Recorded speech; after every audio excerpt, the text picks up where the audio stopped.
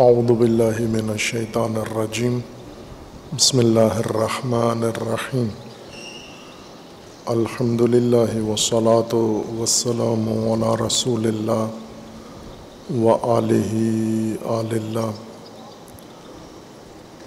واللعنۃ الدائمۃ علی اعدائہم اعداء اللہ من یوم عداوتہم الی یوم لقاء اللہ عباد اللہ اوصیکم ونفسی بتقوی اللہ اتقوا اللہ فإن خیر الزاد التقوی۔ بندگان خدا، آپ سب کو اور اپنے نفس کو تقوی الہی کی وصیت کرتا ہوں، تقوی الہی کی نصیحت کرتا ہوں، تقوی الہی کی جانب دعوت دیتا ہوں و تاکید کرتا ہوں کہ اپنی زندگی تقوی کے مطابق بسر کریں، تقوی کے زیر سایہ زندگی گزاریں اور تقوی کی بنیاد پر نظام زندگی قائم کریں۔ تقوی حفاظتی تدبیر ہے حق تعالیٰ کی، انسانی زندگی اور انسانیت فقط تقوی کے اندر محفوظ ہے، اور تقوی کے بغیر انسانی زندگی معرض خطر و ہلاکت میں ہے۔ تقوی کے لیے خداوند تبارک و تعالیٰ نے رہنمائی، ہدایت کامل قرآن کریم میں بیان فرمائی ہے۔ تقوی کا معنی بیان فرمایا ہے، تقوی کی جزئیات ذکر فرمائی ہیں، اور تقوی کے مصادیق، مواقع و میادین ذکر کیے ہیں۔ زندگی کے جن میدانوں میں انسان نے تقوی اختیار کرنا ہے، ان میادین میں ایک میدان ہے مبارزہ اور دشمنی کا، جو انسان کو کسی نہ کسی صورت میں درپیش رہتی ہے۔ اختلاف دشمنی نہیں ہوتا، اختلاف انسان کی فطرت میں ہے، چونکہ اللہ تعالیٰ نے ہر انسان کو مستقل دستگاہ فکری عطا کی ہے، دوسرے انسان کی طرح، دوسرے انسان کی مانند ہر انسان کو اللہ تعالیٰ نے مستقل فکری دستگاہ دی ہے تاکہ وہ اپنے دماغ سے سوچے، اپنے ذہن سے سوچے، فکر کرے۔ اور جب سب نے اپنے دماغ سے سوچنا ہے، ذہن سے، تو خواہ نخواہ دوسروں سے مختلف سوچنا ہے۔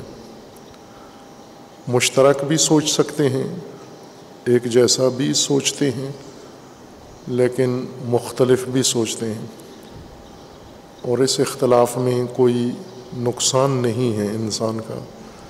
فکری اختلاف میں، سوچ کے اختلاف میں، اور مختلف امور کے بارے میں غور و فکر مختلف انداز سے انسان کرے، نہ صرف یہ نقصان دہ نہیں ہے بلکہ انسانیت کی ترقی کے لیے، بہبود کے لیے، سلامتی کے لیے، نظم و انضباط کے لیے یہ زیادہ مفید ہے۔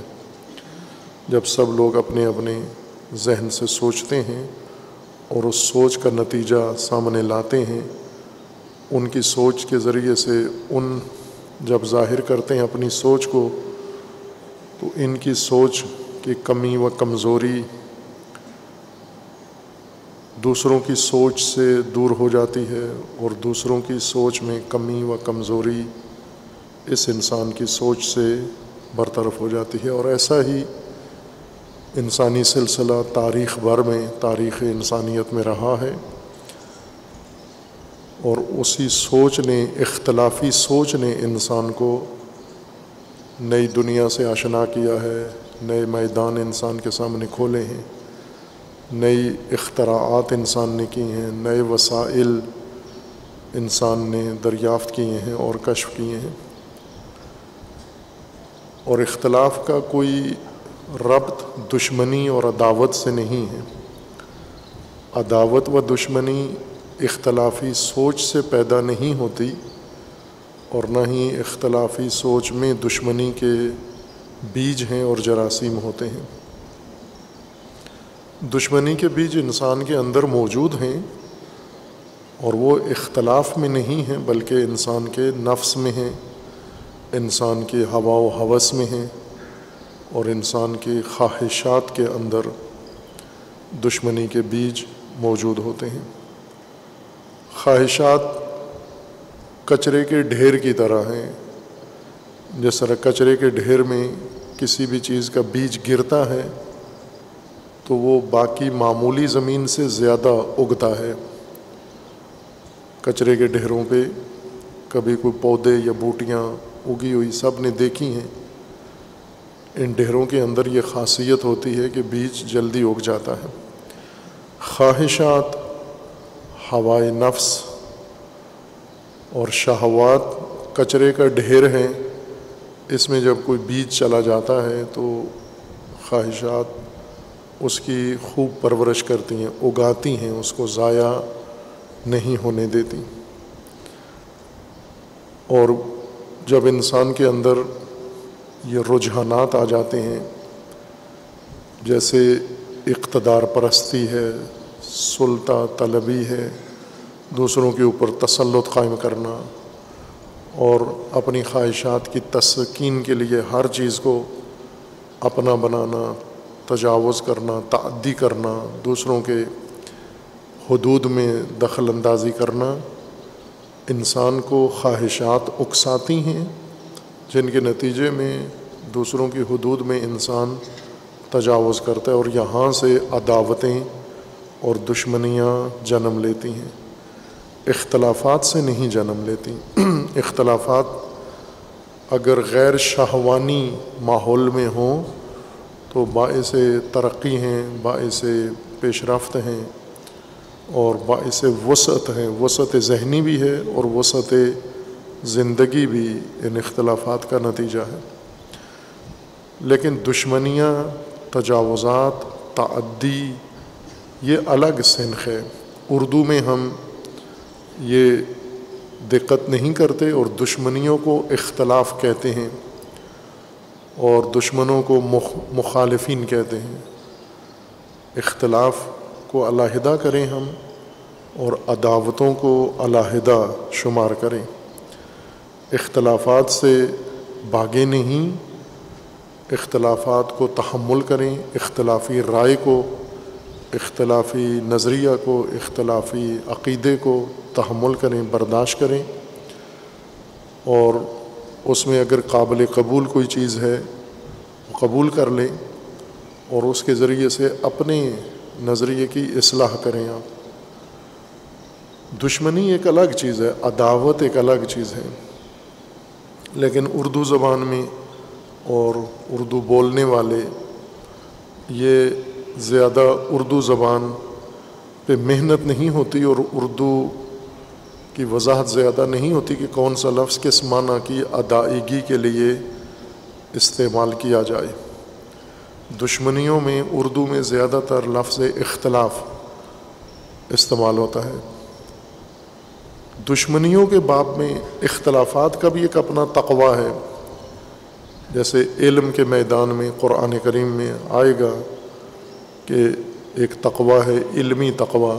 علم میں انسان تحفظ، تدبیر حفاظتی استعمال کرے، اور کن کن چیزوں سے اپنے آپ کو محفوظ رکھے، شک سے محفوظ رکھے، ریب سے اپنے آپ کو محفوظ رکھے، گمان سے اپنے آپ کو محفوظ رکھے۔ یہ تقویٰ ہے علم کے مقام پر، میدان علم میں۔ اسی طرح اختلاف میں بھی تقویٰ ہے کہ دوسروں کے ساتھ اگر آپ کی رائے مختلف ہے، نظریہ مختلف ہے، سوچ مختلف ہے، دلیل مختلف ہے، نتیجہ مختلف ہے، تو وہاں بھی تقویٰ موجود ہے۔ لیکن قرآن کریم میں سورہ مبارکہ بقرہ میں آیا 194 میں جس تقویٰ کا ذکر ہے وہ دشمنی کے میدان میں ہے، جہاں تعدی ہے، تجاوز ہے، ظلم ہے، عدوان ہے، اس میدان میں بھی انسان تقوی ترک نہیں کر سکتا۔ یوں نہیں ہے کہ دشمنیوں کے میدان میں یا ظلم و ستم جب آپ پر ہو رہا ہو، تجاوز تعدی ہو رہی ہو، تو اس صورت میں آپ یہ قائل ہوں کہ اب کوئی حدود نہیں ہیں، بلکہ ساری حدود اٹھا لی گئی ہیں، ساری پابندیاں ختم ہو گئی ہیں۔ چونکہ صلح کے دنوں میں اور سکون کے دنوں میں تقوی اور باقی امور اخلاقیات یہ معمول کے دنوں میں ہیں، جنگ میں، نزاع میں، دشمنی میں یہ چیزیں شامل نہیں ہیں۔ قرآن کریم میں خداوند تبارک و تعالیٰ کا فرمانا ہے، آیا 194 میں پورا سیاق آیا کا جو پہلے بیان کیا ہے، اس میں خصوصاً آیا 194 میں اللہ تعالیٰ کا فرمانا ہے، الشہر الحرام بالشہر الحرام والحرمات قصاص فمن اعتدى علیکم فاعتدوا علیہ بمثل ما اعتدى علیکم واتقوا اللہ واعلموا ان اللہ مع المتقین، کہ اگر کوئی اشہر حرم میں جن مہینوں کی حرمت ہے کوئی دشمن آپ کا حرمت شکنی کرتا ہے اور انہی مہینوں میں مسلمانوں پر، مومنین پر تجاوز کرتا ہے، تعدی کرتا ہے، حملہ کرتا ہے، تو آپ اسی مہینے میں اس کے حملے کا جواب دے سکتے ہیں، اپنا دفاع کر سکتے ہیں۔ اسی طرح دیگر جو حرمات ہیں، ممنوعہ چیزیں ہیں جن کی حرمت ذکر کی گئی ہے، کوئی مکان ہے محترم یا کوئی زمانہ ہے محترم، اس احترام والے زمانے اور مکان میں یہ حرمات اگر کوئی بہانہ بنا کر آپ پر تجاوز کرتا ہے، تعدی کرتا ہے، اسے آپ نے جواب دینا ہے اور دے سکتے ہیں۔ بعض جگہ جائز ہے اور بعض مقامات پر لازم و واجب ہے آپ پر یہ جواب دینا۔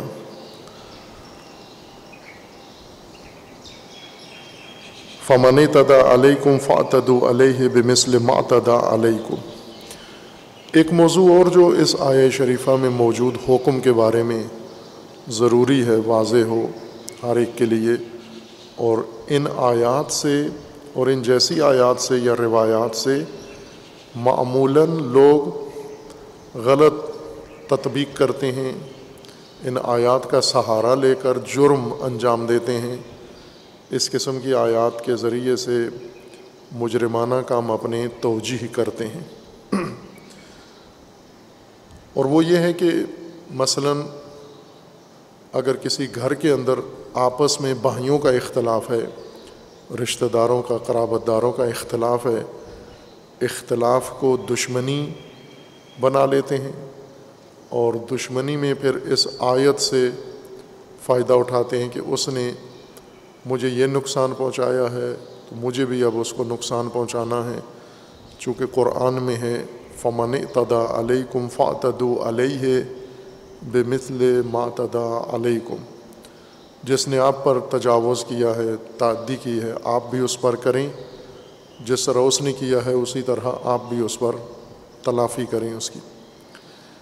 یہ حکم آپسی جھگڑوں کے لیے نہیں ہے، مومنین کے درمیان آپس میں اختلاف ہوتا ہے، نزاع ہوتی ہے، مشکلات کھڑی ہوتی ہیں، اس طرح یہ حکم مومنین کے آپس کے لیے نہیں ہے، یعنی ذاتی جھگڑوں کے لیے، شخصی جھگڑوں کے لیے، خاندانی جھگڑوں کا حکم نہیں بیان ہو رہا، بلکہ یہ حکم بیان ہو رہا ہے کہ جب آپ کی مملکت پر، آپ کی سرزمین پر، آپ کے دین پر، آپ کے مکتب پر، آپ کے مقدسات پر جب حملہ ہو تو آپ نے یہ جواب دینا ہے۔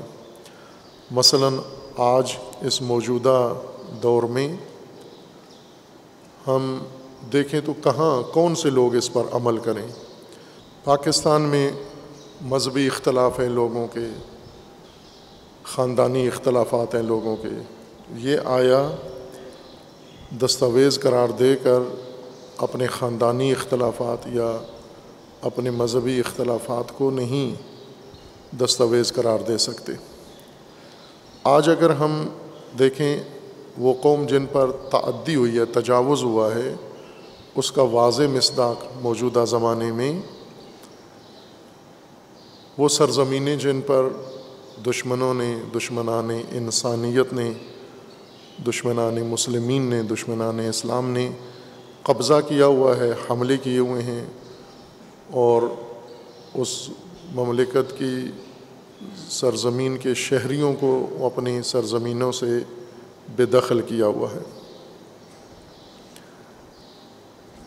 ان میں سر فہرست فلسطین ہے۔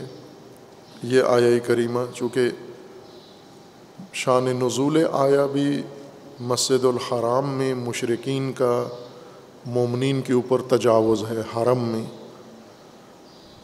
اور اس زمانے میں چونکہ مشرکین مسلط تھے حرم پر اور مومنین کو حرم مکی میں اذیت کرتے تھے، ستاتے تھے، اور دوسری طرف سے مومنین کے لیے یہ پابندی تھی کہ آپ نے حرم میں جنگ و جدال اور نزاع نہیں کرنی۔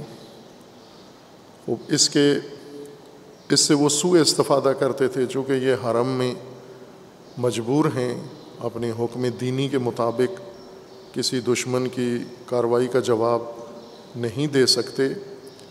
یہ حرم میں مسلمانوں کو مجبور سمجھتے تھے مشرکین، اور یہ سمجھتے تھے کہ چونکہ ان کے دین میں ان کو روکا گیا ہے کہ آپ نے حرم میں، مکہ میں، مسجد الحرام میں حتیٰ کسی ظلم و ستم کے خلاف جوابی کارروائی بھی نہیں کرنی۔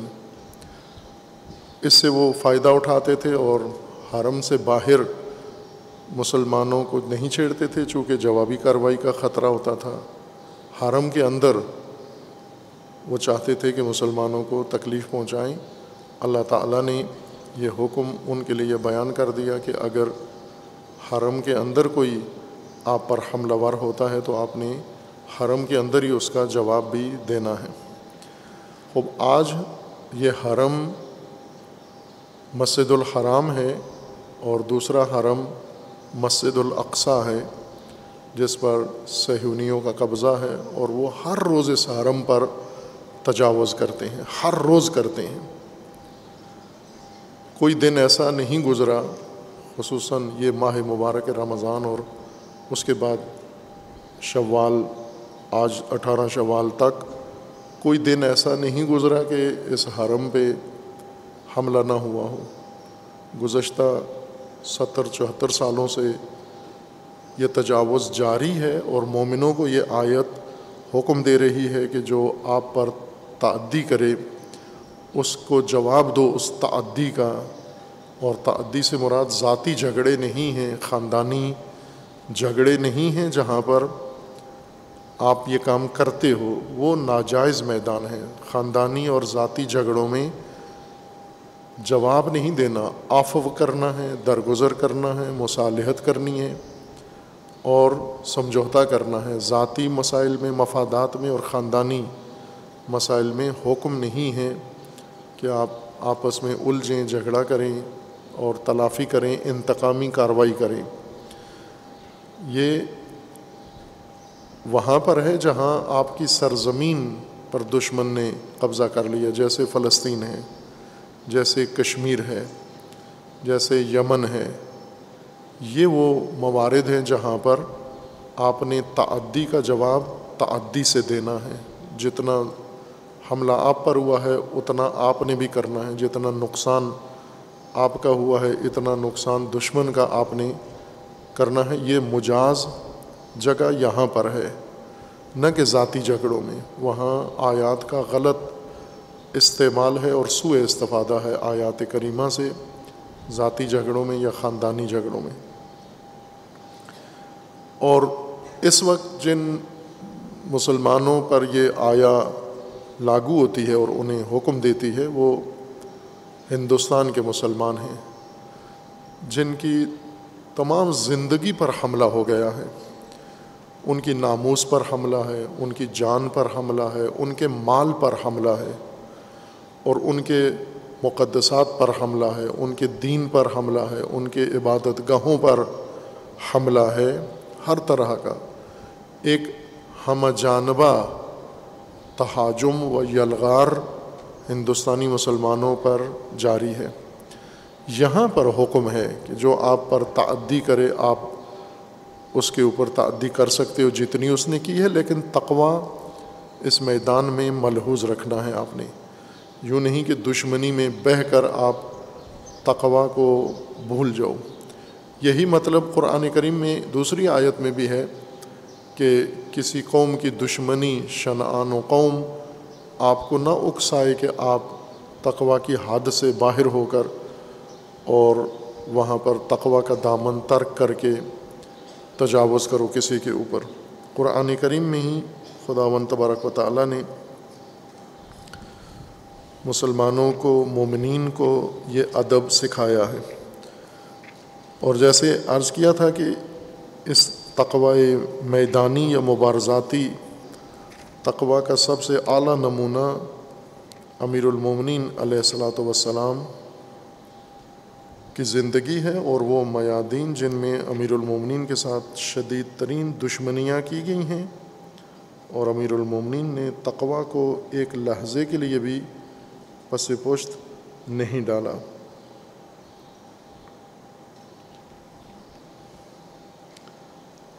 سورہ مائدہ میں ہے وَلَا يَجْرِمَنَّكُمْ شَنْآنُ قَوْمٍ أَن صُدُّوكُمْ عَنِ الْمَسْجِدِ الْحَرَامِ أَن تَعْتَدُوا، یا دوسری جگہ پر ہے وَلَا يَجْرِمَنَّكُمْ شَنْآنُ قَوْمٍ أَن لَا تَعْدِلُوا، کہ دشمنی، شنآن دشمنی ہے، کسی قوم کی دشمنی آپ کو تعدی پر نہ اکسائے، تجاوز، ظلم نہیں کر سکتے۔ دشمنی آپ کو ظلم کرنے کا جواز فراہم نہیں کرتی، لیکن اگر کوئی آپ کے خلاف تعدی کرتا ہے، تجاوز کرتا ہے، حملہ کرتا ہے، اس کا جواب دینے کا آپ کے لیے حق ہے موجود، لیکن وہاں بھی تقوی کی حدود میں رہ کر یہ کام آپ نے انجام دینا ہے۔ اور دوسرا یہ ہے کہ کسی قوم کے ساتھ اگر دشمنی ہے آپ کی، تو آپ نے عدالت کو ترک نہیں کرنا، چونکہ یہ تو دشمن ہے، دشمن کے ساتھ عدالت ساقط ہو جاتی ہے۔ اسلام کے کچھ اصول ایسے آفاقی اصول ہیں کہ جن کا استثناء کہیں بھی نہیں ہے۔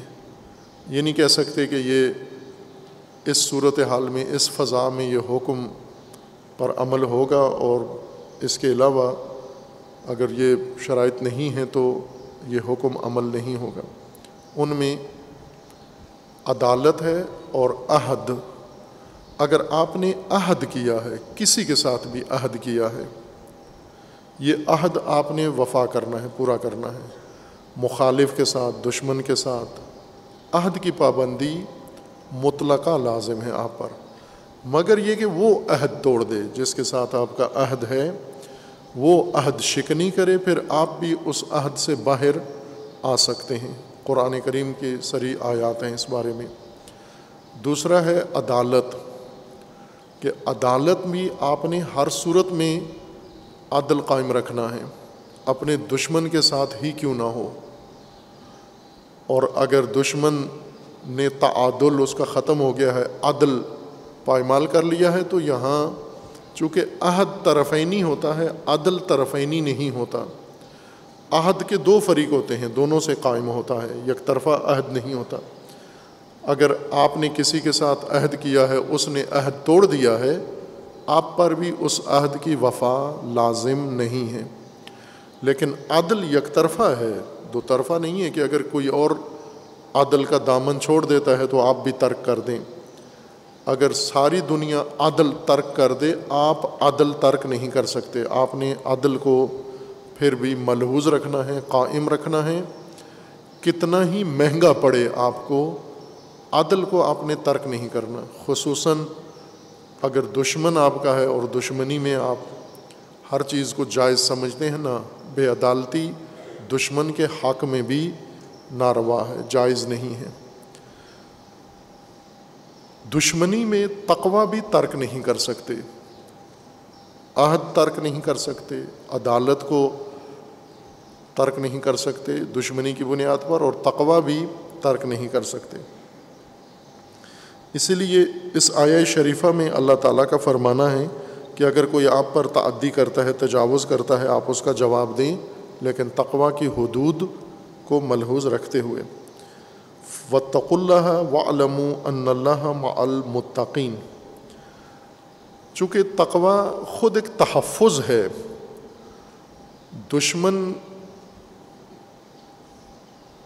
کی طرف سے تعدی و تجاوز اور حملے کی صورت میں آپ کی جان غیر محفوظ ہے، آپ کا مال غیر محفوظ ہے، اور آپ کی عزت غیر محفوظ ہے، آپ کا دین غیر محفوظ ہے، آپ کی عبادت گاہیں غیر محفوظ ہیں، جس طرح اس وقت ہندوستان کے مسلمانوں کی یہ صورتحال ہے کہ ان کی کوئی چیز اس وقت محفوظ نہیں ہے، نہ جان، نہ عزت، نہ مال، نہ ناموس، اور نہ ہی عبادت گاہیں، اور نہ ہی دین۔ خوب یہاں پر حکم دین ان کے لیے یہ ہے کہ جو آپ کے ساتھ ہو رہا ہے وہ آپ ان کے ساتھ کرو، جو متجاوزین ہیں، جو ستمگر ہیں، جیسی تعدی آپ پر کرتے ہیں آپ اپنے دفاع میں وہ کر سکتے ہو، آپ قرآن کا حکم ہے۔ لیکن چونکہ ہندوستان کے بعض مرتدوں نے، میں مسلمان تو نہیں کہوں گا، بعض مرتد جو ابھی کافر ہو گئے ہیں، انہوں نے باقاعدہ عدالت میں یہ درخواست دی ہوئی ہے کہ قرآن پر پابندی لگائی جائے، ہندوستان میں قرآن یعنی مسلمانوں کے اوپر پابندی لگائی جائے۔ ہندو تو پہلے ہی قرآن سے دور ہیں، نہیں مانتے، مسلمانوں پر بھی باقاعدہ پابندی عائد کی جائے کہ قرآن نہیں پڑھ سکتے، جیسا کہ ایک ایک کام کر رہے ہیں۔ اذانوں پہ پابندی، جماعت پہ پابندی، پردے پہ پابندی، اور مسجدوں پہ پابندی، یہ سب کر کے ساتھ ہی ان کی عدالتوں میں یہ درخواستیں پہنچی ہوئی ہیں، اور وہ بھی مرتدوں کی طرف سے، یعنی وہ جو مسلمان ہیں اور مرتد ہیں ان کی طرف سے کہ پابندی لگائی جائے۔ خوب ظاہر ہے ہندوستانی عدالتیں اس وقت یہ کام کر رہی ہیں کہ مسلمانوں پر زندگی محال کر رہی ہیں، مشکل بنا رہی ہیں ان کے لیے۔ خوب انہیں حکم ہے کہ آپ اپنا دفاع کرو، لیکن تقوی بھی ملحوظ رکھنا ہے۔ خوب دشمن کے مقابلے میں جب ہر چیز خطر میں ہے تو آپ نے اس کا دفاع کرنا ہے۔ تو یوں نہیں ہے کہ جان کی حفاظت میں، ناموس کی حفاظت میں، مال کی حفاظت میں، عبادت گاہوں کی حفاظت میں انسانیت کھو بیٹھو، اپنی انسانیت کا بھی حفاظت کرنی ہے، اپنی بھی حفاظت کرنی ہے۔ اور یہ بہت اہم باب ہے، باب جہاد میں، کہ آپ نے جب وطن کا دفاع کرنا ہے، ملک کا دفاع کرنا ہے، قوم کا دفاع کرنا ہے، دین کا دفاع کرنا ہے، لوگوں کا دفاع کرنا ہے، حق کا دفاع کرنا ہے، اس دفاع میں اندھا دفاع نہیں کرنا، آگاہانہ دفاع کرنا ہے۔ دفاع اس طرح سے کریں کہ انسانیت کو بھی محفوظ رکھنا ہے، اپنے آپ کو بھی محفوظ رکھنا ہے۔ اپنے آپ سے مراد نہ کہ اپنی جان، وہ جان تو آپ نے فدا کرنی ہے، شہادت کے لیے آپ نے تیار رہنا ہے۔ حفظ جان تقوی نہیں ہے، بلکہ بعض اوقات تقوی یہ ہے کہ اپنی جان آپ فدا کریں، یہ تقوی ہے۔ اپنی انسانیت آپ نے محفوظ رکھنی ہے۔ تقوی حفظ ہے، تحفظ ہے انسانیت کا، انسانی مقام کا تحفظ ہے تقوی۔ اور یوں نہ ہو کہ آپ دشمنی کے میدان میں اتریں تو ہر چیز سے تجاوز کر جائیں، جیسا کہ ہوا ہے اور ہوتا ہے۔ صدر اسلام میں ایسے مجاہدین رہے ہیں، وہ اتنا جذبہ جہاد ان پر مسلط تھا اور حاوی تھا کہ اپنے آپ کو ضائع کر بیٹھے، اس طرح سے جہاد کی اور جنگ کی کہ خود انسانیت کے زمرے سے باہر نکل گئے۔ اور رسول اللہ صلی اللہ علیہ وآلہ وسلم نے شدید تنبیہ کی ان کو اور بتایا، اور قرآن نے بھی ان کے بارے میں فرمایا ہے کہ یہ چونکہ حدود الہی سے باہر چلے گئے ہیں اور حدود انسانی سے باہر چلے گئے ہیں۔ یہ نہ صرف جہاد نہیں ہے بلکہ جرم ہے، یہ جو کچھ انہوں نے کیا ہے قابل سزا جرم ہے۔ یہ تقویٰ کو ملحوظ رکھنا ہے۔ جیسے اگر قیدی آپ نے پکڑ لیے تو قیدیوں کو مار نہیں سکتے آپ۔ جنگ میں دشمنی میں اگر خواتین بچے دشمنوں کے آپ کی زد میں آتے ہیں انہیں نہیں مار سکتے۔ ان کے اموال ہیں، جاندار ہیں، حیوانات ہیں، انہیں نہیں مار سکتے آپ۔ کھیت ہیں انہیں نہیں اجاڑ سکتے، آگ نہیں لگا سکتے۔ وہ یہ ساری حدود مقرر کی گئی ہیں۔ کیوں کہ اگر یہ کام آپ نے کیا تو یہ تو دشمن کا زیادہ نقصان ہوگا۔ اس کے کھیت اجاڑ دو، ان کی عورتوں کو مار دو، ان کے بچوں کو مار دو، تاکہ دشمنوں کی اگلی نسل بھی ختم ہو جائے۔ یہ جہاد نہیں ہے، یہ بربریت ہے، یہ توحش ہے، یہ درندگی ہے، یہ حیوانیت ہے۔ لہٰذا آپ نے میدان مبارزہ میں، میدان جنگ میں اپنے آپ کو بھی محفوظ رکھنا ہے۔ جیسا میں نے عرض کیا تھا کہ امیر المومنین علیہ الصلاۃ والسلام کا تقویٰ تمام میادین میں بہت نمایاں و برجستہ ہے، اتنا کہ کسی کے ساتھ قیاس نہیں کر سکتے۔ یہ ناسبی اور تکفیری جو بغض رکھتے ہیں اہل البیت کا، انہوں نے یہ کوشش بنو امیہ کے زمانے سے ابھی تک کی ہے کہ اہل البیت علیہ السلام اور خصوصاً امیر المومنین کا تقدس اور امیر المومنین کا مقام اور اس کی حرمت کو پائمال کریں، حرمت شکنی کریں۔ حرمت شکنی کے کئی طریقے ہیں۔ ایسے آپ ابھی اپنی سیاست میں اور اپنے ملک میں مذہب میں آپ دیکھ رہے ہیں، پاکستان میں حرمت شکنی ایک ہتھیار بن گیا ہے مذہبی اور سیاسی طبقات کے ہاتھ میں۔ مثلاً آپ نے اگر کسی کی حرمت توڑ دی تو سمجھے کہ اس کو جیتے جی مار دیا آپ نے۔ سب سے بڑا ظلم گردن کاٹنا نہیں ہے، سب سے بڑا ظلم یہ ہے کہ اس کی حرمت، احترام اس کا پائمال کر دیں آپ، لوگوں کی نگاہوں میں احترام ختم ہو جائے، لوگ احترام ترک کر دیں اس کا، بے حرمت ہو جائے انسان۔ یہ سب سے بڑا ظلم ہے کسی انسان کے اوپر، اور وہ یہ کرتے تھے امیر المومنین اور اہل البیت علیہ السلام کے متعلق بنو امیہ یہ کام کرتے تھے۔ آج بھی وہ نسل بنو امیہ اور بقایا بنو امیہ جو آج پہلے سے زیادہ ہیں، کثرت میں ہیں اور پاکستان میں سب سے زیادہ ہیں، اہل البیت اور امیر المومنین علیہ الصلاۃ والسلام کے مقام اور احترام کی حرمت شکنی کے طور پر ایک کام یہ کرتے ہیں کہ موازنہ کرتے ہیں، امیر المومنین کا تقابل کرتے ہیں بے حرمت انسانوں کے ساتھ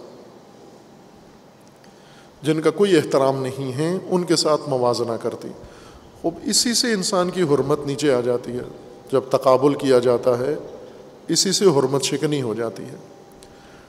اب امیر المومنین علیہ السلام اس کے جواب میں حتیٰ دشمن کی بھی حرمت شکنی نہیں کرتے۔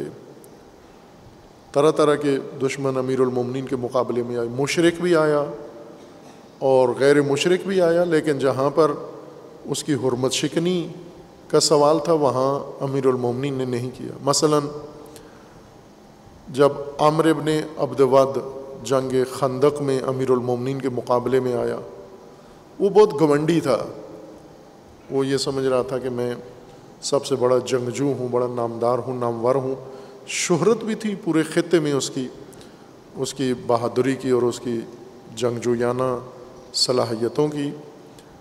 جنگ خندق میں اس نے اپنی یہ صلاحیت دکھائی بھی، خندق عبور کر کے۔ وہ خندق جو ناقابل عبور تھی اور اس میں آگ بھی جل رہی تھی، گہری بھی تھی، چوڑی بھی تھی، اور اس میں آگ بھی جل رہی تھی، گھوڑوں کے لیے ناممکن تھا اس خندق کو عبور کرنا، لیکن اس نے گھوڑے کو ایڑ لگا کر خندق عبور کر لی۔ تو یہی کافی تھا، مسلمانوں پر دھاک بیٹھ گئی، روب بیٹھ گیا۔ رسول اللہ صلی اللہ علیہ وآلہ وسلم نے جب اس نے جب بد زبانی شروع کی، بے حرمتی شروع کی، تو حضور نے اپنے لشکر سے کہا کہ کوئی اس کی زبان بند کرے. تو وہاں تاریخوں میں لکھا ہے کہ لشکر اسلام کا اس طرح سر جھکائے ہوئے تھے جس طرح سروں پہ پرندے بیٹھے ہوئے ہیں, اس طرح سے سر جھکا کے بالکل ساکت و جامد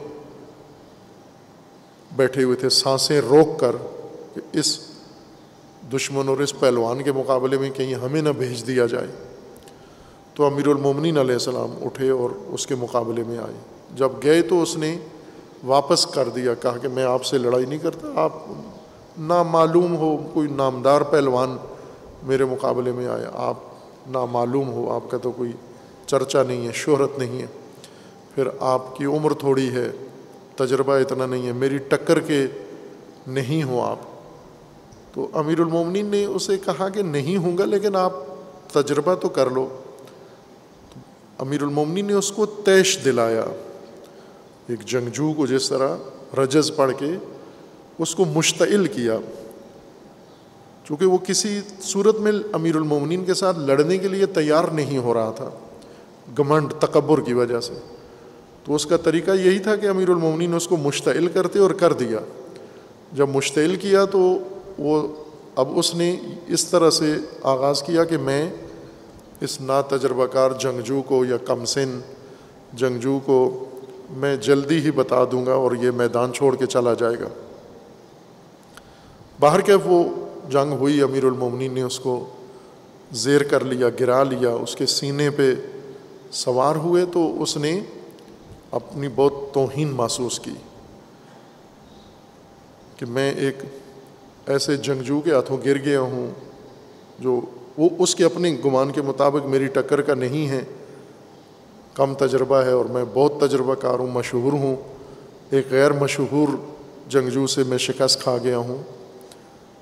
تو اس نے آر محسوس کی اور امیر المومنین کی بے حرمتی کی, تھوک دیا اس نے نیچے زمین پہ لیٹے ہوئے. امیر المومنین اس کے سینے پہ سوار ہیں, وہ نیچے لیٹا ہوا ہے, اس نے نیچے سے امیر المومنین پہ تھوک دیا. تو امیر المومنین نے اس کو چھوڑ دیا, چھوڑ کے زخمی تھا, اٹھ تو نہیں سکتا تھا, پڑا رہا. امیر المومنین سینے سے اترے, تھوڑی دیر ٹہل کے اس کی لاش یا اس کے جسم کے قریب تھوڑا سا چند قدم چل کے پھر واپس آئے. تو اس نے پوچھا کہ کیوں, میں نے تو آپ کو مشتعل کیا, جس طرح پہلے امیر المومنین نے اس کو اشتعال دلایا تھا, اب اس نے اشتعال دلایا کہ میں ان کو غصہ دلاؤں تاکہ جلدی جلدی میری گردن کاٹیں اور میں اس ذلت سے نکلوں کہ اپنے دشمن کے پنجے میں گرفتار ہوں, جلدی جلدی مر جاؤں میں تاکہ میں آزاد ہو جاؤں. یہ آر زیادہ برداشت نہیں کر پا رہا تھا, اور امیر المومنین نے اس کے توقع کے برخلاف اس کو چھوڑ دیا. اس نے پھر پوچھا کہ یہ کیوں کیا آپ نے؟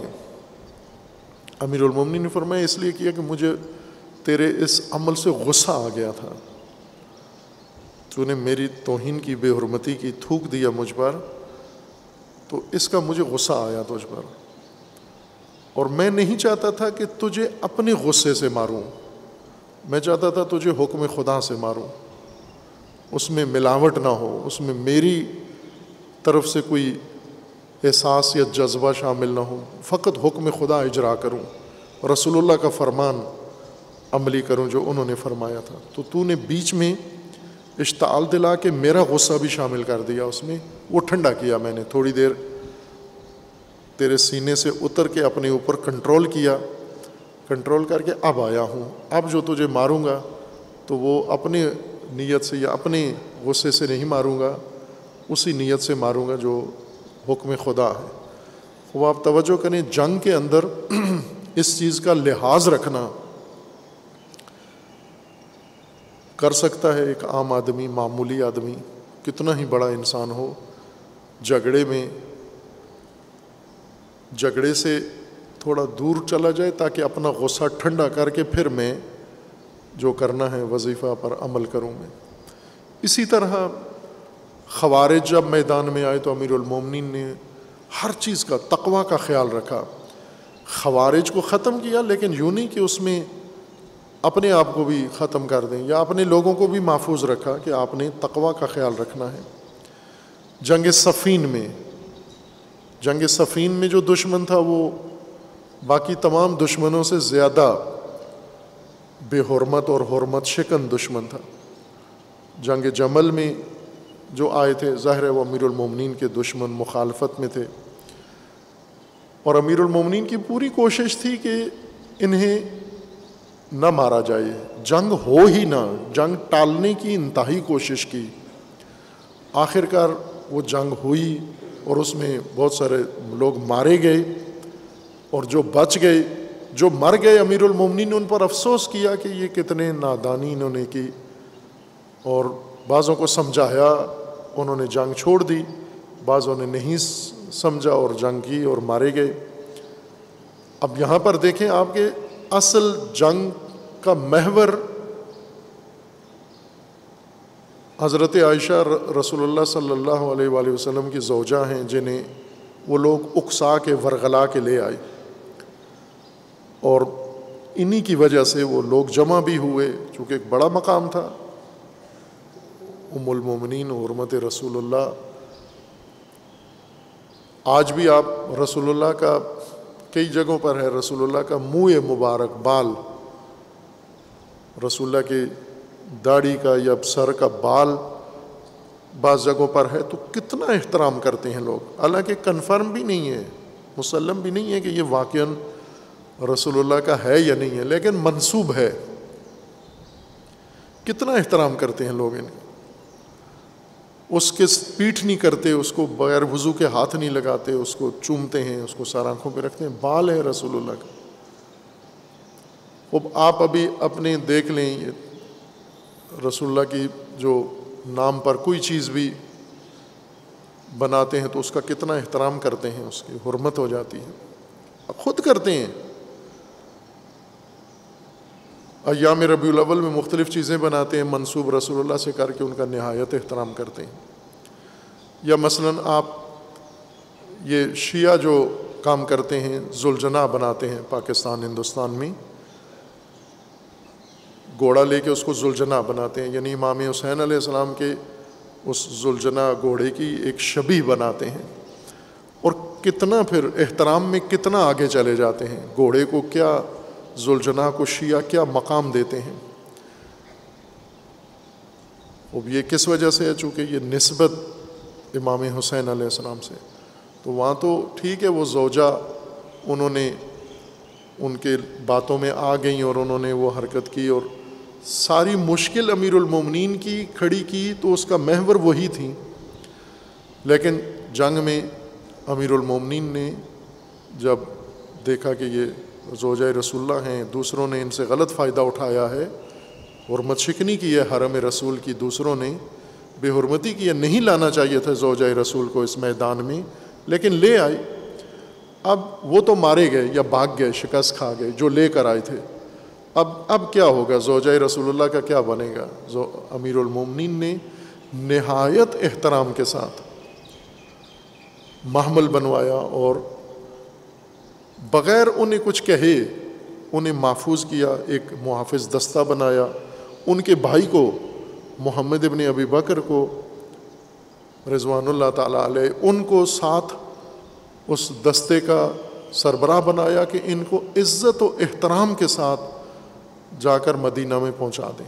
اب یہ تقویٰ ہے دشمن کے ساتھ۔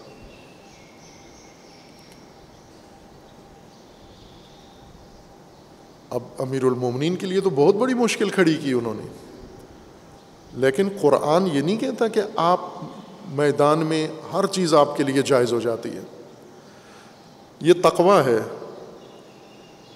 رسول اللہ صلی اللہ علیہ وآلہ وسلم کے حرم کا بھرم رکھنا، حرمت قائم رکھنا، یہ امیر المومنین کا تقویٰ ہے۔ خب جب امیر المومنین جن کے لیے یہ ساری مشکل پیش آئی تھی وہ تقویٰ الہی کو یہاں ملحوظ رکھتے ہیں، تو کیا کسی امیر المومنین کے نام پر کسی پیروکار کو یہ حق ملتا ہے، کسی خطیب کو، کسی عام آدمی کو، کہ وہ وہاں پہنچ جائے جہاں امیر المومنین نے جائز نہیں قرار دیا جانا، حرمت شکنی نہیں کرنی حرم رسول اللہ کی؟ اس تمام ماجرا کے باوجود اس دشمنی میں یہ تعدی تھی، ان کی طرف سے تعدی ہوئی. اگر امیر المومنین کی جگہ کوئی بھی ہوتا تو سب کو پائمال کر دیتا, اور ظاہر جو جتنا ذمہ دار ہوتا ہے کسی واقعے کا اس کو اتنا ہی دل ٹھنڈا کرتے ہیں, بڑاس نکالتے ہیں.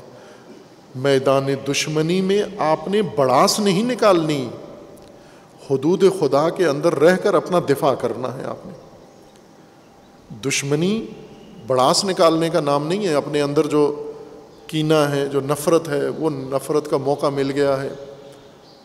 جس طرح اب یہی لوگ جب کربلا میں آئے, امیر المومنین کے حرم پر حملہ ور ہوئے, تو انہوں نے تمام بڑاس نکالی.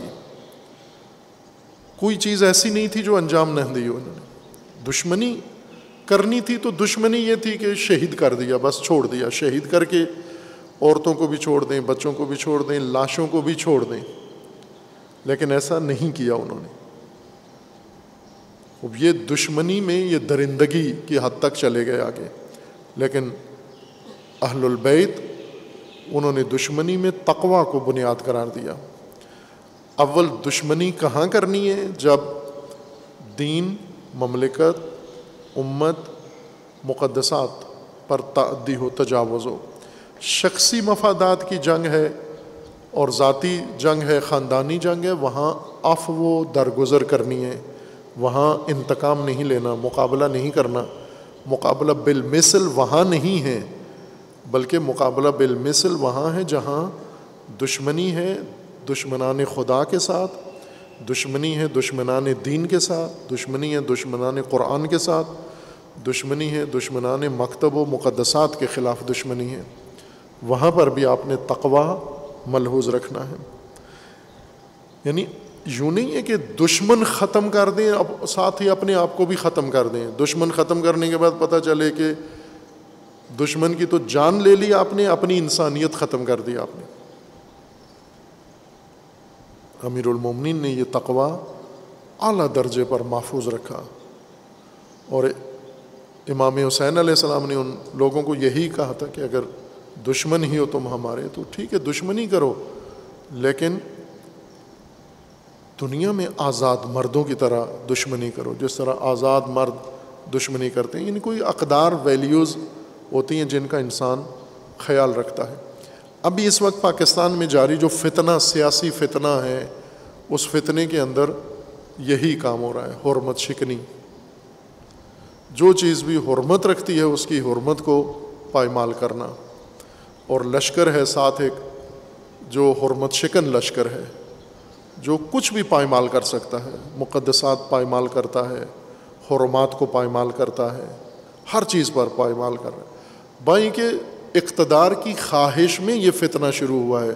یہ کوئی انتقامی کارروائی نہیں کہ کسی نے تعدی کی اور تجاوز کیا حق پر. اقتدار تھا, ہیلے بہانے سے, مکر و مکاری سے ایک طبقے نے لیا, مکر و مکاری سے دوسروں نے ان سے چھین لیا. تو یہ مکاروں کا اور اقتدار پرستوں کا آپس میں اقتدار کا جھگڑا ہے, اور اس میں انسانیت نابود کر بیٹھتے ہیں. قرآن کا یہ فرمانا ہے کہ ایسے حساس موقع پر بھی جب دشمن آپ پر سر پہ ہے اور تلواریں منڈلا رہی ہیں, وہاں پر بھی تقوی آپ نے ملحوظ رکھنا ہے. تو ظاہر ہے جب یہ میدان بھی مستثنا نہیں ہے تقوی سے, تو پھر باقی سارے میدان میں قطعاً کوئی گنجائش نہیں ہے کہ انسان زمام تقوی وہاں ترک کر دے. اللہ تعالیٰ کا فرمانا ہے الشہر الحرام بالشہر الحرام والحرمات قصاص فمن اعتدى علیکم فاعتدوا علیہ بمثل ما اعتدى علیکم. جو آپ پر تعدی کرتا ہے آپ اس پر تعدی کریں, اتنی ہی تعدی جتنی اس نے کی ہے, اتنا ہی تجاوز جتنا اس نے کیا ہے. واتقوا اللہ, اور تقوی اختیار کریں. وَاعْلَمُوا أَنَّ اللَّهَ مَعَ الْمُتَّقِينَ, اللہ منتقمین کے ساتھ, متجاوزین کے ساتھ اور معتدین کے ساتھ نہیں ہے, متقین کے ساتھ ہے. خصوصاً اس تلخ میدان میں, دشوار ترین میدان میں انسان تقوی کو ملحوظ رکھے. یہ صرف اہل بیت سے ملتا ہے. باقی ہمیں نظر آتا ہے مختلف میدانوں میں رسول اللہ صلی اللہ علیہ وآلہ وسلم نے اپنے صحابہ اور ان کے اعمال سے براءت اختیار کی جو دشمنی میں تقوی کھو بیٹھے تھے. نام لے کر کہا کہ میں بری ہوں ان سے اور ان کے عمل سے اور ان سے میں بری ہوں. اتنا انہوں نے ناروا کام کیا ہے صحابیوں نے, اور رسول اللہ نے براءت کا اعلان کیا. چونکہ اللہ کا حکم ہے کہ تقوی کو آپ نے دشمنی کے میدان میں بھی ملحوظ رکھنا ہے. اللہ تعالی ہم سب کو اور تمام مسلمین کو توفیق تقوی عنایت فرمائے اور زندگی کے ہر میدان و شعبے میں تقوی کے زیر سایہ عمل کرنے کی اللہ تعالی توفیق عطا فرمائے انشاءاللہ. اعوذ باللہ من الشیطان الرجیم. بسم اللہ الرحمن الرحیم. انا اعطیناک الکوثر فصل لربک وانحر انا شانئک هو الابتر.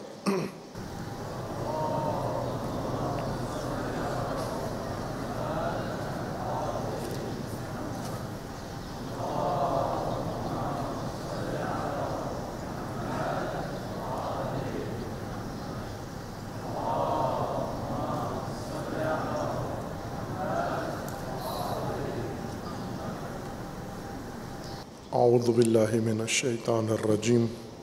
بسم اللہ الرحمن الرحیم. الحمد للہ والصلاة والسلام علی رسول اللہ وآلہ آل اللہ سیما علی امیر المؤمنین علی ابن ابی طالب علیہ الصلاۃ والسلام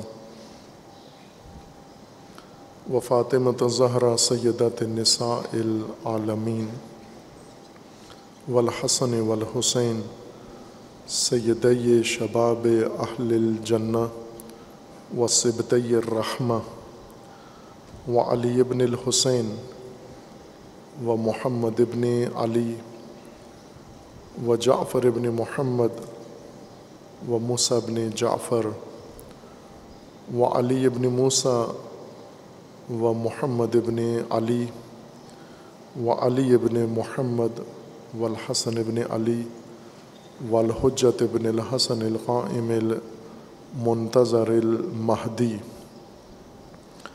حجج اللہ علی عباد و امناؤہ فی بلاد واللعن علی اعدائہم اجمعین من الآن الی قیام یوم الدین. عباد اللہ اوصیکم و نفسی بتقوی اللہ اتقوا اللہ فإن خیر الزاد التقوی. بندگان خدا آپ سب کو اور اپنے نفس کو تقوی الہی کی وصیت کرتا ہوں, تقوی الہی کی نصیحت کرتا ہوں, تقوی الہی کی جانب دعوت دیتا ہوں و تاکید کرتا ہوں کہ اپنی زندگی تقوی کے مطابق بسر کریں, تقوی کے زیر سایہ زندگی گزاریں اور تقوی کی بنیاد پر معاملات زندگی قائم کریں. تقوی کا عملی تجسم, عملی نمونہ, نافذ تقوی, زمینی تقوی اور میدانی تقوی امیر المومنین علیہ الصلاۃ والسلام کی سیرت طیبہ ہے. نہج البلاغہ حکمت 104 میں نوف بقالی امیر المومنین سے یہ حکمت نقل کرتے ہیں کہ ایک شب امیر المومنین نیند سے اٹھے, بستر سے اٹھ کر آسمان میں ستاروں کو دیکھا اور پھر مجھے پوچھا نوف کو کہ جاگ رہے ہو یا سو رہے ہو. نوف نے اظہار کیا کہ میں جاگ رہا ہوں, تو امیر المومنین علیہ الصلاۃ والسلام نے یہ بیان فرمایا کہ طوبیٰ للزاہدین فی الدنیا الراغبین فی الآخرہ اولئک قوم اتخذوا الارض بساطا وترابها فراشا وماءها طیبا والقرآن شعارا والدعاء دسارا. طوبیٰ ہو, گوارا ہو زاہدین کو جو دنیا سے زاہد ہیں, دور ہیں اور آخرت میں راغب ہیں, جنہوں نے زمین کو اپنا فرش قرار دیا ہے, مٹی کو اپنا بستر بنا لیا ہے اور پانی کو اپنے لیے طہارت یا خوشبو قرار دیا ہے، قرآن کو اپنا لباس بنا لیا ہے، و دعا کو اپنا اظہار زینت بنا لیا ہے۔ ثم قرضوا الدنیا قرضا علی منہاج المسیح، اور پھر دنیا کو کاٹ دیا ہے، دنیا سے تعلق و رابطہ اس طرح سے جس طرح حضرت عیسیٰ مسیح علیہ الصلاۃ والسلام نے یہ کام کیا تھا۔ اس کے بعد امیر المومنین فرماتے ہیں، یا نوف ان داود علیہ السلام قام فی مثل هذه الساعة من اللیل فقال، امیر المومنین علیہ السلام نے نوف کو یہ بتایا کہ اے نوف، یہی گھڑی، یہ لحظہ جس میں میں بستر سے اٹھا ہوں اور آپ کو نصیحت کر رہا ہوں، واعظ کر رہا ہوں، اسی لحظے میں حضرت داود نبی علیہ الصلاۃ والسلام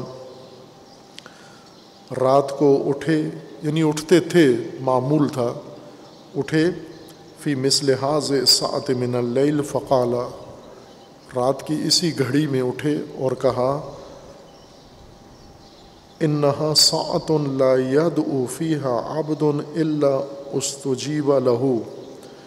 حضرت داؤد نے فرمایا تھا، یہ وہ گھڑی ہے جس میں اٹھ کر جو بندہ جو کچھ اللہ سے طلب کرے خدا اس کو پورا کرے گا، اجابت ہوگی، اس کی دعا سنی جائے گی اور پوری ہوگی۔ خوب یہ ظاہر ہے تجرباتی چیزیں ہیں، انسان ان کو تجربہ کرے۔ ہم یہ پڑھتے ہیں لیکن کرتے نہیں ہیں۔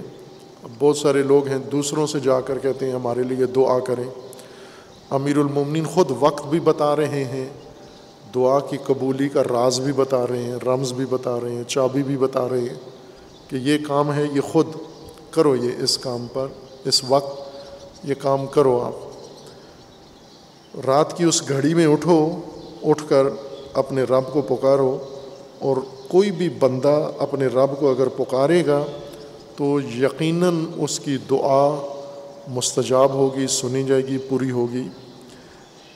4 آدمیوں کو مستثنا قرار دیا ہے، الا ان یکون اشارا او عریفا او شرطیا او صاحب ارتبت او صاحب قوبت۔ اشار ہو، عریف ہو، شرطی ہو، اور ارتبہ ساز ہو یا ارتبہ بجانے والا ہو، اور صاحب قوبہ ہو۔ 5 طبقات مستثنا قرار دیے ہیں کہ یہ اگر اس گھڑی میں بھی اٹھ کے دعا مانگیں جس کو اللہ نے مقرر کیا ہے کہ اس لحظے میں یقیناً دعا مستجاب ہوتی ہے، ان 5 کی اس وقت بھی مستجاب نہیں ہوگی۔ اللہ تعالیٰ نے اوقات مقرر کیے ہیں، یہ ایک عام اللہ تعالیٰ کا قانون ہے، سنت الہی ہے کہ اللہ تعالیٰ نے ہر چیز کے اوقات معین کیے ہوئے ہیں، ان اوقات کے اندر وہ امور انجام پاتے ہیں۔ الامور، حدیث میں ہے، الامور مرہونۃ الی اوقاتہا، اللہ تعالیٰ نے معاملات سارے اپنے اپنے مقررہ وقت کے سپرد کیے ہوئے ہیں۔ وہ مقررہ وقت جب آتا ہے، وہ مقررہ وقت صرف گردش زمین سے نہیں آتا، طلوع غروب خورشید سے نہیں آتا، بلکہ مقررہ وقت سے مراد یعنی جب اس کے سارے حالات اسباب مہیا ہو جاتے ہیں تو وہ کام انجام پاتا ہے۔ الامور مرہونۃ الی اوقاتہا، انہیں اپنے وقت میں کام انجام پاتا ہے۔ اسی طرح اللہ تعالیٰ نے استجابت دعا کے لیے بھی وقت مقرر کیا ہوا ہے۔ اس وقت میں اللہ کو انسان اگر پکارے، وقت سے مراد فقط گھڑی دیکھ کے نہ، وقت یعنی باقی بھی شرائط اس کی انسان جب فراہم کرے، وقت سے مراد یا زمانہ وہ مجموعہ جو دعا کے لیے درکار ہوتا ہے۔ بعض اوقات انسان ان اوقات کے اندر آ کے وہی عمل انجام دیتا ہے لیکن وہ نتیجہ نہیں نکلتا جس کا وعدہ دیا گیا تھا۔ اس کی وجہ یہ ہے کہ مکمل طور پر وہ شرائط انسان نے مہیا نہیں کی۔ اس حدیث شریف میں، حکمت شریفہ میں ایک بہت ہی اہم موضوع امیر المومنین علیہ السلام بیان فرما رہے ہیں، اور وہ بھی حضرت داؤد نبی علیہ الصلاۃ والسلام کی زبان سے، کہ انہوں نے یہ فرمایا تھا۔ وہ نبی معصوم بیان کر رہے ہیں، اور یہ امام معصوم ان سے راوی کے طور پر یہ مطلب اپنے شاگرد نوف بقالی کو ذکر فرما رہے ہیں کہ اگر 5 پیشے کسی کے ہوئے، ان کی دعا کسی وقت بھی قبول نہیں ہوگی۔ یہ 5 پیشے مثال کے طور پر ہیں، منحصر نہیں ہیں ان کے اندر۔ انسان کو اپنی معاش کے لیے کوئی نہ کوئی ذریعہ معاش تلاش کرنا ہے، اور یہ دیکھنا ہے کہ یہ ذریعہ معاش جائز ہے یا ناجائز ہے۔ اور صرف جائز و ناجائز کا ہی فرق نہیں پڑتا، بلکہ ہر پیشے کا انسان کی شخصیت پر، انسان کے خاندان پر، نسل پر بھی اثر پڑتا ہے۔ ان چیزوں سے ہم غافل ہو کر، لاپرواہ ہو کر یہ دیکھتے ہیں کہ درآمد کتنی ہے، انکم کتنی ہے پیشے کے اندر۔ اگر زیادہ ہو تو پھر باقی چیزوں کا دھیان نہیں رکھتے۔ کتنی جگہ ایسے پیشے ہیں، آپ کے گھروں میں یہ مثالیں ہوں گی، بعض کا تجربہ بھی ہوگا، خود اپنا بھی تجربہ ہوگا۔ مثلا ذلت ہے، حقارت ہے اس پیشے کے اندر۔ آپ جس ماحول میں کام کر رہے ہیں، روزانہ تحقیر ہوتی ہے، تذلیل ہوتی ہے آپ کی۔ کام بہت اچھا ہے، کوئی بھی کام ہے، لیکن حقارت کے ساتھ ہوتا ہے۔ اب یہاں انسان کی شخصیت پر اس کا بہت برا اثر پڑتا ہے۔ اسی طرح انسان کسی اور پیشے میں جاتا ہے، وہاں پر انسان کی شخصیت پر، انسان کے مجموعی اس ماحول کے اوپر اثر پڑتا ہے۔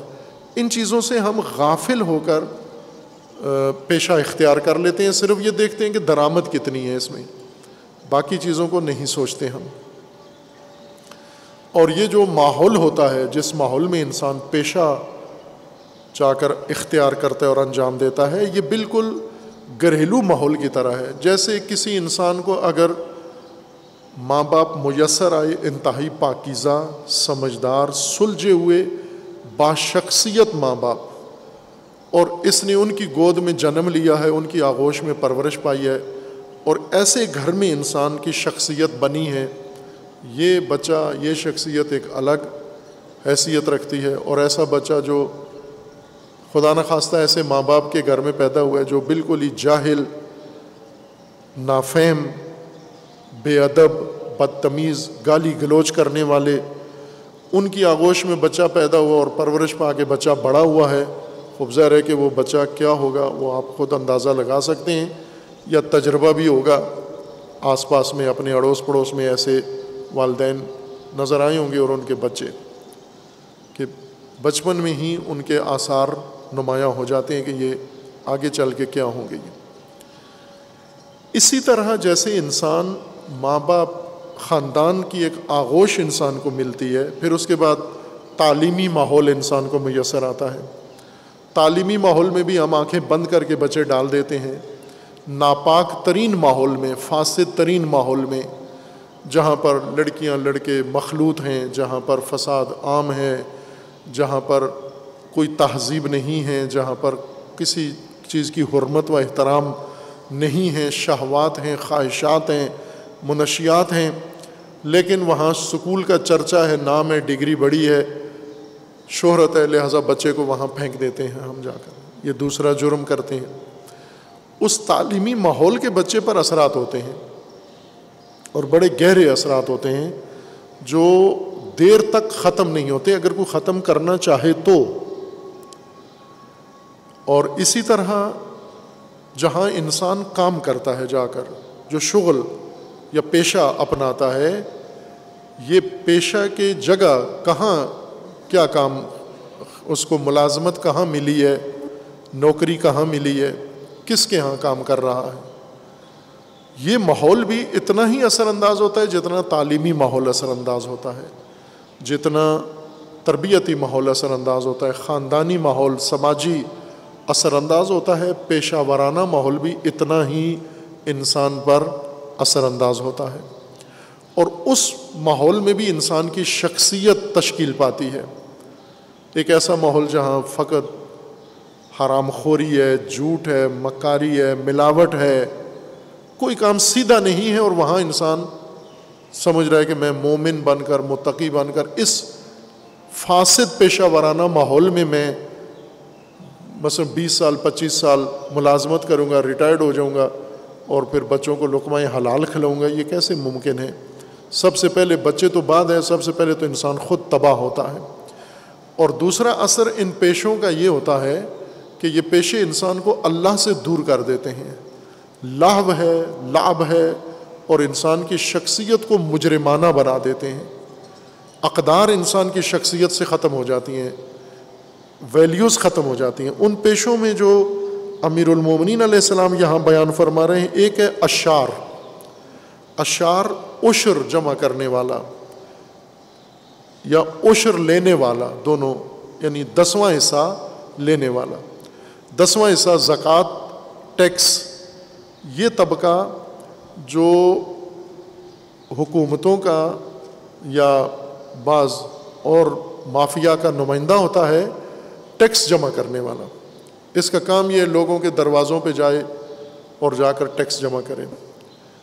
اس کے بارے میں امیر المومنین فرماتے ہیں یہ اگر اس ٹائم پہ اٹھ کے دعا مانگے جب حضرت داؤد علیہ السلام فرماتے ہیں کسی کی دعا رد نہیں ہوتی، یہ اس ٹائم پہ دعا مانگے اس کی دعا قبول نہیں ہوگی جو ٹیکس جمع کرتا ہے. عریف یا عریف، جاسوس، مخبر، جس کا کام لوگوں کے اندر مختلف جگہ پر رہ کر رپورٹ دینا ہوتا ہے، حکومتوں کو، حکمرانوں کو، پولیس کو، مختلف لوگوں کو رپورٹنگ کرتا ہے دوسروں کی. ایک ہے چغلی کھانا. چغلی یہ کہ عام آدمی کی چغلی عام آدمی کے سامنے جا کر بیان کر دی، اس کی بات اس کو، اس کی بات اس کو.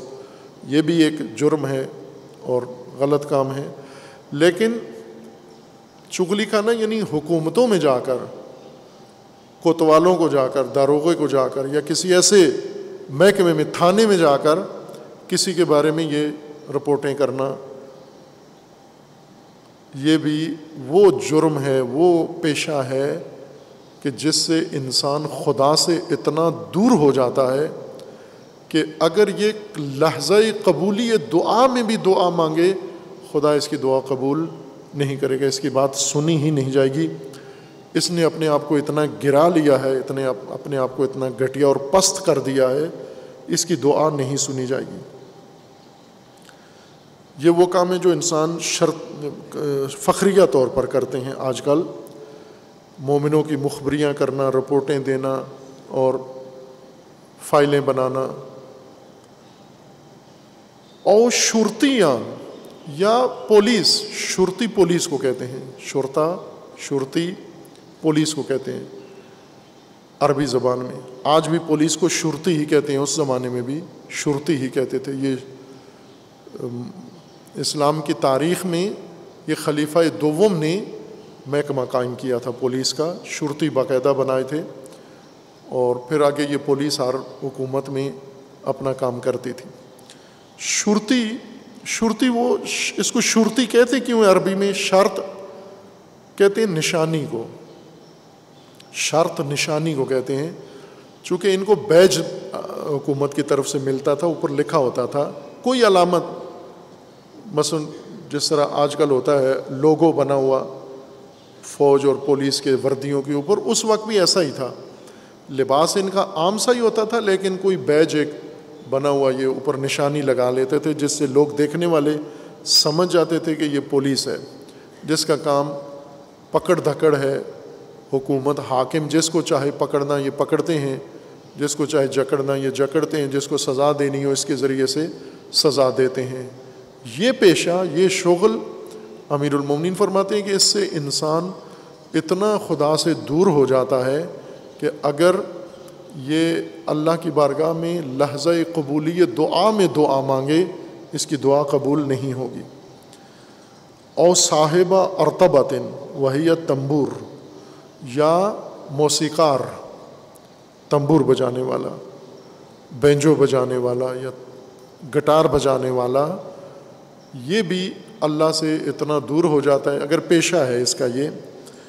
اور اسی طرح صاحب کوبتن، طبلہ ڈھول بجانے والا، یہ 5 پیشے اللہ سے انسان کو اتنا دور کر دیتے ہیں کہ انسان کی دعا قبول نہیں ہوتی. خوب یہ مثالیں ہیں، یہ مصادیق منحصر نہیں ہے کہ صرف یہ 5 پیشے اور باقی پیشے سارے جائز ہیں، چونکہ ان کا اس روایت میں ذکر نہیں آیا. یہ مثالیں ہیں، مثال ایک بھی دیں تو اس جیسی 100 چیزوں کو وہ حکم شامل ہوتا ہے.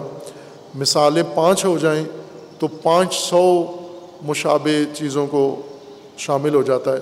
اس کے علاوہ بھی پیشے ہیں، جیسے کسائی مکروہ پیشہ ہے، بہت ہی مکروہ پیشہ کسائی بننا ہے، پیشے کے طور پر اگر انسان اس کو اختیار کر لے. اسی طرح گورکن، قبریں کھودنے والے اور کفن بیچنے والے، یہ مکروہ پیشہ ہے کہ ان پیشوں سے انسان، کہا گیا ہے کہ پیشہ نہ بنائیں اس کو، فریضہ ہے. بہت ساری چیزیں پیشہ نہیں ہیں، فریضے ہیں. مثلا قبر کھودنا ساری مومنوں پر لازم ہے کہ جو مر گیا اس کی قبر کھودیں، لیکن پیشہ نہ بنائیں، قبر کھود کے پیسے نہ لیں. اسی طرح کفن دینا مومنوں کے اوپر واجب ہے. اگر آپ کوئی مومن فوت ہو گیا اس کو کفن دیتے ہیں تو واجب کام کر رہے ہیں. لیکن اگر آپ نے کفن کی دکان بنا لی ہے اور یہ ساری جتنی بھی میت کی چیزیں ہیں، کافور بیچتے ہیں آپ، سدر بیچتے ہیں آپ، کفن بیچتے ہیں آپ، باقی ساری چیزیں جو میت کے لیے چاہیے، دکان بنا لی ہے، یہ بہت مکروہ پیشہ ہے. اس سے انسان رزق نہ کمائے، لیکن فریضے کے طور پر کرے اجر بھی ہے اور بہت عظیم اجر ہوتا ہے. اسی طرح اگر آپ کسائی نہ بنے لیکن جانور ذبح کرنا آتا ہو آپ کو، ضرورت کے وقت کوئی قربانی کر رہا ہے، کوئی ویسے مہمانی کسی کو دے رہا ہے تو مرغی ذبح کرنا، جانور ذبح کرنا آپ کو آتا ہو اور کرتے ہو، اس میں کوئی حرج نہیں ہے.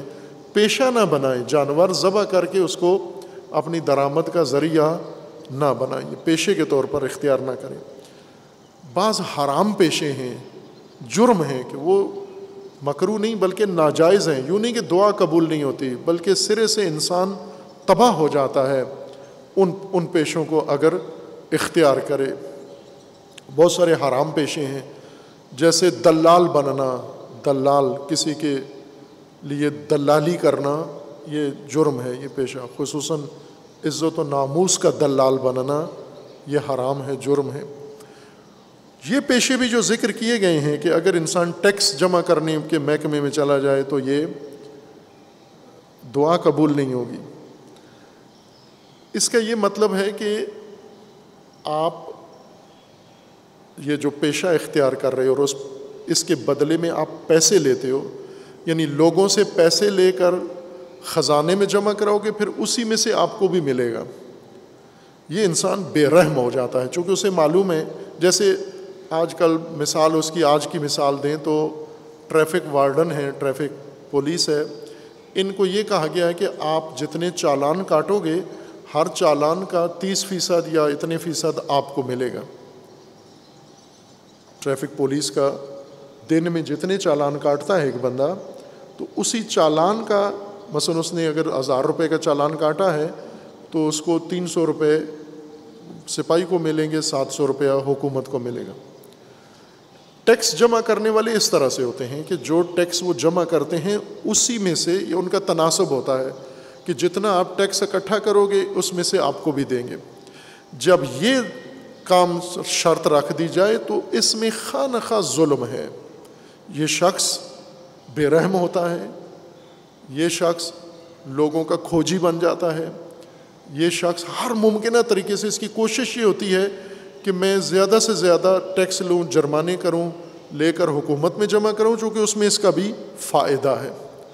لیکن اگر یہ ٹیکس جمع کرنے والا اس طرح پیشہ نہیں ہے اس کا، لیکن ایک فریضے کے طور پر، ایک خدمت کے طور پر یہ کام کرتا ہے، تو اس کو شامل نہیں ہے یہ، چونکہ اس کا اپنا مفاد ٹیکس جمع کرنے میں نہیں ہے.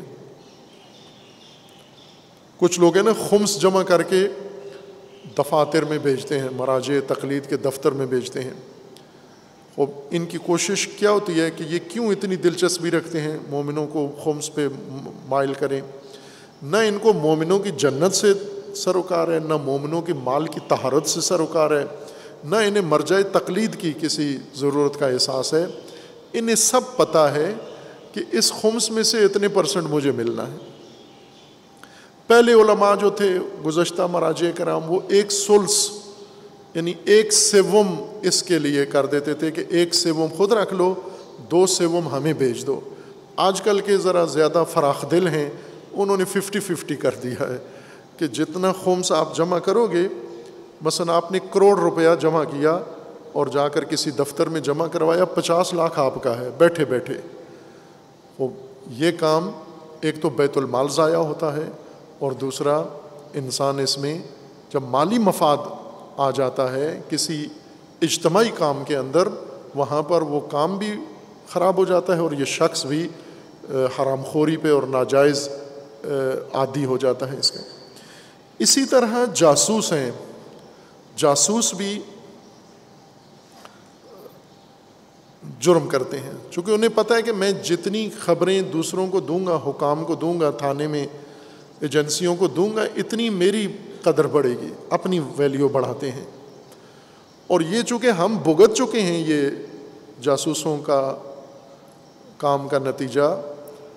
جاسوسوں نے مثلا یہ مثال آپ کے لیے ضروری ہے سمجھنا، جامعہ عروۃ الوثقی کی جاسوسی یا جامعہ کے بارے میں اداروں کو غلط خبریں پہنچانے کے لیے تاکہ خود تنخواہ ہماری بڑھے پہنچانے والے، اور ان میں زیادہ تر مولانا طبقات تھے، بہت ہی بابرکت طبقہ شامل تھا اس میں، کہ جامعہ یوں ہے، جامعہ ایسے ہے، اس کو فلاں ہوتا ہے. یہ انہوں نے ڈٹ کے یہ کام کیا، اور توقع یہ تھی کہ اس کے بدلے میں انہیں ظاہر ملتا ہے، جتنی کوئی خبر پہنچائیں آپ اس سے انعام ملتا ہے آپ کو. درباروں کا، تھانوں کا یہ قانون ہوتا ہے کہ آپ کسی کے بارے میں رپورٹ دیں گے تو آپ کو یہ امتیاز ملے گا، اور یہ انہوں نے کیا، ڈٹ کے کیا یہ کام. لیکن ادھر سے اللہ کا بھی قانون ہے کہ بعض اوقات کسی کی تدبیر کو اللہ اسی کی طرف پلٹا دیتا ہے، کسی مکار کے مکر کو خدا اسی کی طرف پلٹا دیتا ہے. تو یہ کام ہوا ہے، لیکن یہ نہایت ناروا کام ہے جاسوس بننا، مخبر بننا. پہلا اثر یہ ہوگا کہ شخصیت انسان کی گھٹیا ہو جاتی ہے، پست انسان ہو جاتا ہے، مخبر انسان پست ہو جاتا ہے. بھلے آپ کو دشمنوں پہ نظر رکھنی چاہیے، دوسروں کے حرکات پہ نظر رکھنی چاہیے، باخبر ہونا چاہیے. مثلا یہ ایک تعلیمی بڑا مرکز ہے تو ہمیں اطلاع ہونی چاہیے، معلومات ہونی چاہیے کہ اس کی حفاظت کے لیے کیا کیا خطرات ہیں، کیا مشکلات ہیں. یہ خبر دینا پیشہ نہیں ہوتا، یہ خبر دینا اپنے ادارے کو محفوظ رکھنے کے لیے. یہ نہ سمجھیں گے کہ ہر طرح کی خبر دینا جرم ہے. پیشہ، یہ پیشہ بنا لے جاسوسی کو، اس کے بدلے میں پیسے لے انسان، اس سے انسان بہت گھٹیا ہو جاتا ہے. چونکہ اب صحیح خبر تو ملی نہیں آپ کو، تو آپ نے غلط خبر، چونکہ کورم تو پورا کرنا ہے نا، آپ نے روزانہ آپ نے 10 خبریں دینی ہیں تو آپ کو اتنی تنخواہ ملے گی. 10 خبریں ملی نہیں ہیں تو آپ کو 10 خبریں بنانی ہوں گی جھوٹ سے، کسی مومن کے خلاف، کسی خاندان کے خلاف، کسی شخصیت کے خلاف، کسی ادارے کے خلاف، تاکہ اپنا ملازمت آپ باقی رکھو. اس لیے انسان اس کام میں بہت پست ہو جاتا ہے، گھٹیا ہو جاتا ہے ان کاموں میں. اور آگے شرطی ہے، پولیس. خوب ظاہر پولیس بھی اگر نظم و انضباط قائم کریں آپ، وہ مقدس کام ہے، اعلیٰ کام ہے. قانون کا نفاذ ایک مقدس کام ہے. لیکن جب آپ لوگوں کو پکڑنے کے پیسے لیں اور لوگوں کو پھنسانے کے پیسے لیں، اور ہر وہ کام جس کی تکلیف لوگوں کو ہو پیسہ آپ کو ملے، یہ شغل مکروہ بھی ہو جاتا ہے، بعض اوقات حرام و ناجائز بھی ہو جاتا ہے. اس کا معنوی اثر یہ ہے کہ انسان خدا کی بارگاہ میں یہ دعا قبول نہیں ہوتی. باقی 2 پیشے ہیں، ان کی طرف بھی آئیں گے. تھوڑی وضاحت ان پیشوں کے متعلق چاہیے کہ عمل اور پیشے میں فرق ہوتا ہے. پیشہ اس وقت کہتے ہیں جب اس عمل کے بدلے میں آپ کو درآمد ہو، جیسے دین کی تبلیغ کرنے کے بدلے میں درآمد لینا، تقریریں کرنے کے بدلے میں درآمد لینا، فضائل پڑھ کے درآمد لینا، مصائب پڑھ کے درآمد لینا. تلاوت کر کے پیسے لینا، حکم سکھا کے پیسے لینا، یہ پیشہ بنانا یہ انسان پر بہت برا اثر ڈالتا ہے، دین فروش ہو جانا۔ لیکن یہی اعلیٰ ترین فریضہ ہے جب انسان یہ سارے کام کرے، دین سکھائے، لوگوں کو تبلیغ کرے، لوگوں کو قرآن سکھائے، لوگوں کو رہنمائی کرے، تربیت کرے، فریضہ سمجھ کر کرے۔ اب دوسری بات ہے کہ یہ جو فریضہ انجام دے گا تو اس نے گھر بھی تو چلانا ہے، بھلے وہ اپنی جگہ مسلم حیثیت ہے کہ اس نے گھر بھی چلانا ہے، لیکن یہ گھر چلانے کے لیے اس کو معاش کا ذریعہ نہیں بنا سکتا۔ جب بھی کوئی معاش کا ذریعہ کسی مقدس چیز کو بنائیں گے، انسان گھٹیا ہو جائے گا، پست ہو جائے گا، وہ موضوع بھی خراب ہو جائے گا۔ اس لیے ان پیشوں کے متعلق وضاحت ضروری ہے کہ یہ عمل اور پیشے میں فرق ہے۔ قبر کھودنا بہت اجر کا کام ہے، اگر پیشہ نہ ہو تو قبر کے بدلے میں پیسے ملیں گے، پھر مشکل ہو جائے گی، چونکہ پھر آپ کو روزانہ انتظار ہے کہ کم از کم 10-20 قبریں تو روزانہ مجھے موقع ملے تاکہ انکم اتنی ہو، اور 10-20 قبریں ذرا مومنوں کی ہوں گی، حیوانوں کی تو نہیں ہے۔ تو انسان آرزو کرتا ہے کہ اتنے مومن مریں، تو اگر یہی کام ڈاکٹر، طبیب ایک بہت افضل پیشہ ہے، لیکن اگر ڈاکٹر یہ کہے کہ میرا کلینک اور اسپتال تو چلے گا جب لوگ مریض ہوں، تو پھر یہ بھی وہی مکروہ عمل ہے، یہ بھی گورکن کی طرح عمل ہو جاتا ہے کہ لوگوں کے مرنے کی آرزو کرے، لوگوں کے بیماریوں کی آرزو کرے تاکہ اس کی انکم زیادہ ہو، یہ بھی مکروہ ہو جاتا ہے۔ جب فریضے اور صحیح اعمال پیشہ بنا لیے جائیں، اس وقت انسان پر اور انسانی معاشرے پر اس کے جو اثرات پڑتے ہیں اس کی پیش نظر یہ مکروہ ہیں۔ خداوند تبارک و تعالی ہم سب کو دین کو سمجھنے کی توفیق عطا فرمائے، لباس تقوی سے خدا آراستہ ہونے کی توفیق عطا فرمائے۔ اللہ تعالی سب مومنین کی مغفرت فرمائے، جو بیمار ہیں علیل ہیں، اللہ تعالیٰ ان کی شفا فرمائے انہیں۔